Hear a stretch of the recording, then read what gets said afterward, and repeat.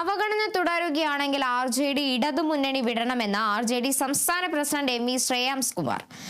RJDയുടെ പത്തനംതിട്ട ജില്ലായോഗത്തിൽ പ്രവർത്തകരോടാണ് ആഹ്വാനം. മുന്നണിയിൽ ഉൾപ്പെടുത്തില്ല എന്നാണെങ്കിൽ പാർട്ടി സ്വന്തമായി തീരുമാനമെടുക്കണം. എന്തും സഹിച്ചു നിൽക്കാൻ പാർട്ടിക്ക് കഴിയില്ല. പാർട്ടിയിലെ മുതിർന്ന നേതാക്കളുമായി ആലോചിച്ച ഉചിതമായ തീരുമാനമെടുക്കുമെന്നും സംസ്ഥാന പ്രസിഡന്റ് പറഞ്ഞു.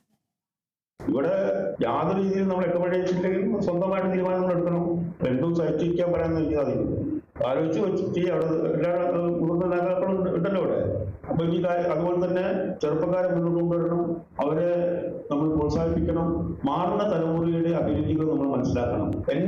ഞാൻ ജീവിച്ച പോലെയല്ല എൻ്റെ മക്കൾ ജീവിക്കുന്നത്. അത് ഞാൻ മനസ്സിലാക്കും. ഞാനൊരു വയനാട്ടിൽ എന്ന് പറഞ്ഞപ്പോൾ ഒരു തലമുതിർന്ന നേതാവ് പറഞ്ഞു, അവർ നമ്മളെപ്പോഴും അല്ല, നമ്മളൊക്കെ വെയിൽ കൊണ്ടും മഴ നനഞ്ഞും നടന്നുപോയി പാർട്ടി ഉണ്ടാക്കിയ ആൾക്കാരാണ്. ഇതിപ്പോ അവരൊക്കെ ഫോണിലാണ്.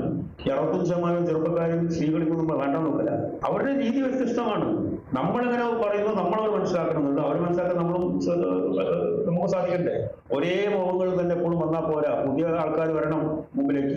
ഞാൻ എത്ര തുടർന്നെന്ന് ഞാൻ നിശ്ചയിച്ചു. കാരണം പുതിയ ആൾക്കാരും ഇതിന്റെ സംസ്ഥാന നേതൃത്വത്തിലേക്ക് വരണം. ഞാൻ ആജീവനെന്ന പ്രശ്നമൊന്നുമല്ല.